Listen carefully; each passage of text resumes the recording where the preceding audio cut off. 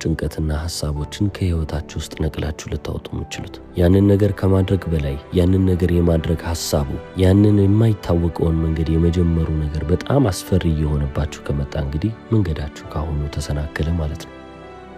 ልማዶች በህይወታችሁ በጣም አስፈላጊ የሚባሉ ነገሮች ናቸው። ታዲያ አሁን እናንተ በህይወታችሁ የሚጠቅሟችሁ ሀቢቶች ይኖራሉ። እነዚህን ልማዶች ታዲያ እየተገበራችሁ ማታልፉ ከሆነ የመጀመሪያው ቀን የለመድኩትን ወይንም ደግሞ ማድረግ የነበረብኝ ነገር አላደረኩም ትላላችሁ። ነገር ግን ለሁለተኛ ጊዜ ያንን ነገር ስታደርጉት አለማድረጋችሁ ራሱ ልማድ ሆኖ ቁጭ ይላል። ስለዚህ አዲስ ልማድ ገነባችሁ ይባላል። አዲሱም ልማዳችሁ ደግሞ ያንን ነገር አለማድረግ ይሆናል። ስለዚህ መጥፎ ልማድን ሳታስቡት ጀምራችሁ መቼም ቢሆን ሁለት ተከታታይ ቀኖችን ልታቋርጡ አይገባም ብዬ የማስበውም ለዚህ ነው። በህይወት ውስጥ ምን አይነት ነገሮችን ልከተል ወይንም ምን አይነት ነገሮችን ላድርግም ካላችሁ ዊርድ የሆኑ ነገሮች፣ እንግዳ የሆኑ ነገሮችን ብታደርጉ ጥሩ ነው። የተለዩ ነገሮች ልክ በተለምዶ ኦኪዩፓይ ዩር ኒሽ እንደሚባለው ሁሉ እናንተም ደግሞ የራሳችሁን የብቻ መንገድ ትፈልጋላችሁ። የኃይላችሁ ምንጭም የሆነው እሱ መንገዳችሁ ነው። እንግዳ መሆናችሁን እንደ ድክመት አትመልከቱት። ወጣ ያላችሁ ሰዎች መሆናችሁ ከሰዎች የሚለያችሁ ነገር እንደሆነ ልብ በሉ።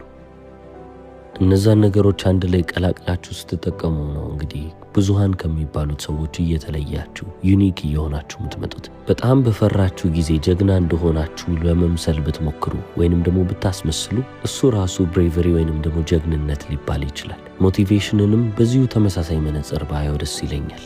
አንሞቲቬትድ በሆናችሁ ጊዜ ላይ ወይንም ደግሞ ምንም አይነት የተነሳሽነት ስሜት በሌላችሁ ጊዜ ላይ ተነሳስታችሁ ማድረግ ያለባችሁን ነገር ካረጋችሁ ሞቲቬትድ የሆናችሁ ግለሰብ ናችሁ ማለት ነው። በህይወት ውስጥ የምትሞክሩት ነገር እንዳለ ይሳካላችኋል ማለት አይደለም። አብዛኛው ነገር ፌሊየር ሊሆንባችሁ ይችላል ወይንም ውድቀት ብቻ ሊያጋጥማችሁ ይችላል። እኔ በህይወቴ የማስታውሰው ነገር እሱ ነው። ለመጀመሪያ ጊዜ የሞከርኳቸው ቢዝነሶች አልተሳኩልኝም። 9 ተከታታይ ቢዝነሶችን ከፍቼ 9ኙም ሙሉ ለሙሉ ፌል አድርገውብኛል። 9 ጊዜ ስል ቀላል እንዳይመስላችሁ። በህይወቴ እንደዚህ አይነት ስቃይን ተመልክቼ አላውቅም። ለመጀመሪያው ቢዝነስ በጣም ኦፕቲሚስቲክ ሆኜ ነበር የገባሁት። ነገር ግን ጊዜ አባከንኩበት፣ ኤነርጂ ጨመርኩበት፣ ምንም አይነት ውጤት አላገኘሁም።